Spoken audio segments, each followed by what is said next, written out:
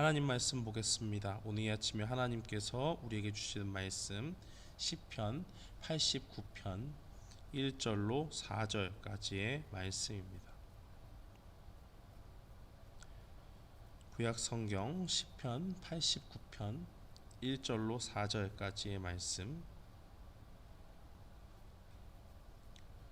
우리 다 찾으신 줄 알고 함께 봉독하겠습니다. 내가 여호와의 인자하심을 영원히 노래하며 주의 성실하심을 내 입으로 대대에 알게 하리이다. 내가 말하기를 인자하심을 영원히 세우시며 주의 성실하심을 하늘에서 견고히 하시리라 하였나이다. 주께서 이르시되 나는 내가 택한 자와 언약을 맺으며 내 종 다윗에게 맹세하기를 내가 네 자손을 영원히 견고히 하며 네 왕위를 대대에 세우리라 하셨나이다. 아멘. 저는 오늘 본문 말씀 시편 89편 1절로 4절 말씀을 통해서 약속을 지키시는 하나님이라는 제목으로 주의 말씀을 선포하겠습니다. 우리는 때때로 이 땅을 살아가면서 우리가 감당하기 힘든 일들을 만날 때가 있습니다. 그 가운데 우리는 하나님께 부르짖으면서도 한편으로는 우리가 원하는 그러한 시간과 또 타이밍에 그러한 모든 것들이 해결되지 않으면, 그 위기가 지나가지 않고 해결되지 않으면 그 가운데서 신앙적인 어려움들을 겪습니다. 하나님이 정말 살아계신가? 나를 사랑하시는가? 내가 기도할 때 하나님이 정말 들어주시는 분인가 하는 의구심이 드는 것입니다. 하나님을 붙잡고 있지만 금방 나아질 것 같던 상황들이 좋아지지 않고 또 내 숨을 막히게, 그렇게 나의 숨통을 조여오는 그런 위기감을 줄 때 우리는 어떻게 이것을 신앙적으로 극복을 할 수가 있을까요? 오늘 본문 말씀에서 우리에게 알려주는 것은 첫 번째로 하나님의 신실하심을 기억하라는 것입니다. 1절 말씀에 보니까 시인은 여호와의 인자하심을 노래하고 주의 성실하심을 영원히 대대에 전하겠다라고 그렇게 증거하고 있습니다. 학자들 간에 이 시편이 언제 쓰여졌느냐에 대해서 의견이 여러 개 있지만 그 중에 유력한 의견은 아마도 이것이 국가적인 아주 큰 위기 가운데서 기록된 것이라는 것입니다. 하나님의 백성들이 지금 이방 민족에 의해서 침략을 당하는 상황 가운데 있고, 그 가운데서 이 전쟁에서 벅차하면서 하나님을 찾고 있는 것이죠. 상대할 수 없는 이 막강한 군대가 하나님의 백성 앞에 놓여졌고, 그들은 그 가운데서 하나님을 바라봅니다. 특별히 하나님께서 우리에 대해서, 그의 백성들에 대해서 신실하시다 하는 것을 바라보고 있습니다. 하나님이 신실하다라고 하는 것은 무엇일까요? 약속을 하면 반드시 지켜주시는 하나님이다 라는 것입니다. 사무엘상 15장 29절 말씀에 보면 이스라엘의 지존자는 거짓이나 변개함이 없으시니 그는 사람이 아니하심으로 결코 변개하지 않으심이니이다 라고 그렇게 증거되어져 있습니다. 사람은 자신이 처한 환경과 상황에 따라서 말을 수시로 바꿀 수 있는 존재입니다. 내가 조금 유리한 입장이라면 강경하게 나갔다고 하고 강경하게 나갈 때도 있는 것이고, 또 그 가운데서 뭔가 상황이 역전이 되어서 자신이 불리하게 되면 이렇게 자신을 낮춰서 상대방을 대하기도 하는 그러한 모습들이 바로 사람에게 나타납니다. 우리가 정치하시는 분들을 보면 굉장히 중립적인 말들을 많이 쓰죠. 그래서 이분이 지금 정확하게 무엇을 포인트하고 있는지 모를 때가 많이 있습니다.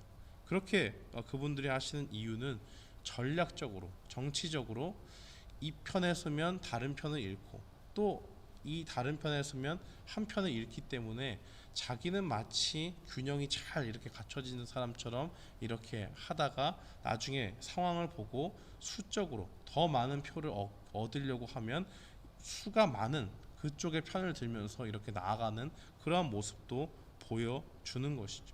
그러한 것을 볼 때 사람이 하는 약속이다, 사람이 하는 말이다 하는 것은 얼마든지 변경이 가능하고 바뀔 수 있는 것입니다. 그러나 오늘 말씀을 보면 하나님께서는 신실하시죠. 그의 약속을 하시면 반드시 그것을 지켜주십니다. 그것을 물으시는 경우가 없다는 것입니다. 사무엘하 7장 13절에 보면 하나님께서는 다윗 왕에게 그의 나라가 영원히 지속될 것이라는 약속을 주셨습니다. 지금 이 시편을 적고 있는 이 시인은 하나님께서 주신 이 약속의 말씀을 붙잡고 있는 거예요. 하나님께서 분명히 우리 조상 다윗에게 이러한 약속을 주셨기 때문에, 내 나라를 영원히 하겠다라는 그 약속을 주셨기 때문에 우리는 지금 비록 위기 가운데 있지만 하나님이 신실하심을 이 가운데, 이 전쟁 가운데 보여주시리라 믿습니다라고 그렇게 이야기하는 것입니다. 하나님께서는 하나님의 백성들을, 또 주님이 세워주신 그 사람들을 절대로 포기하지 않으십니다. 하나님이 약속하셨기 때문에 우리가 하나님께 속한 사람들이 되었다면 신실하신 하나님께서 우리를 끝까지 지켜주신다는 것입니다. 두 번째로 이 시인이 지금 이 위기 가운데서 붙잡고 있는 것은 하나님의 인자하심이 우리에게 있다는 것을 분명히 하고 있습니다. 2절 말씀해 보니까 내가 말하기를 인자하심을 영원히 세우시며 주의 성실하심을 하늘에서 견고히 하시리라 하였나이다 라고 그렇게 증거합니다. 1절 말씀에도 우리가 인자하심을 노래하고 있는 이 시편 기자의 모습을 볼 수 있는데요. 이 인자하심이라는 것은 하나님께서 우리를 향한 사랑이 있다는 것입니다.